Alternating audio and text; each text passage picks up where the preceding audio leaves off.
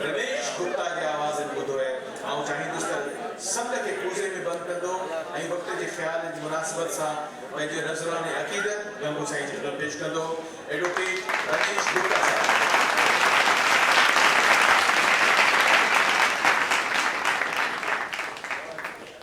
सब खां पहिरियों मुंहिंजो मौसम मदद चगेस खान हाजी रमज़ान पालारी साहब अनवर पालारी साहब मुखी आलमचंद साहब शेख अब्दुल्ला साहब मुखी टीकमदास आसवाणी साहब ऐं असांजो तमामु सिंध जो बलोड़ कंबे नसीर मिर्ज़ा साहब जिनो मतक़द रहियो आहियां।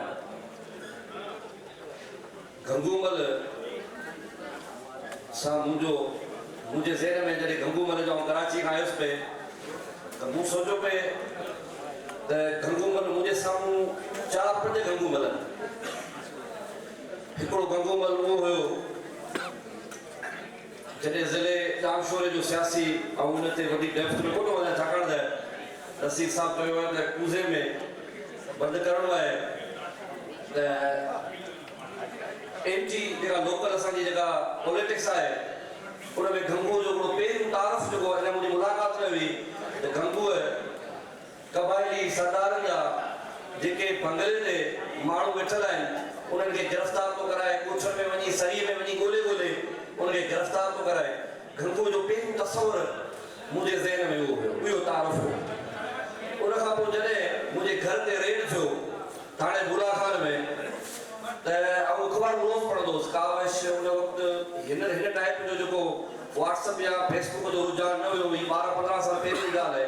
ख़बरूं अख़बार में गंगोमल साफ़ ई हुयो त मुंहिंजी ख़बर फ़क़ति हिलाले पाकिस्तान जे ख़बरूं अख़बार में लॻंदी हुई बाक़ी समूरा साफ़ हुई। हिकिड़े पासे गंगोमल जी साफ़त ॿिए पासे हुई ऐं उहा अख़बार जी कटिंग अञा ताईं मूं वटि पियल आहे जंहिंमें लिखियलु आहे त भई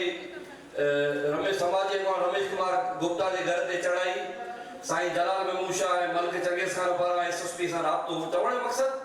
त उहा ख़बर जेका लॻाइण जी जेका जुरत कई हुई त उन जुरत जो जेकॾहिं नालो हुयो कोस्तार में त उहो गंगोमल हुयो। साफ़त जेका आहे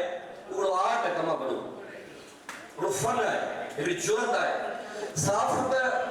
फ़क़ति ही लोगो खणी या तव्हां वटि को कार्ड खीसे पियो हुजे साफ़त इन शइ जो नालो न आहे। साफ़त बहादुरी जो नालो आहे। साफ़त जेका मज़लूम सां जेका ॾाढाई थिए थी उनजे ख़िलाफ़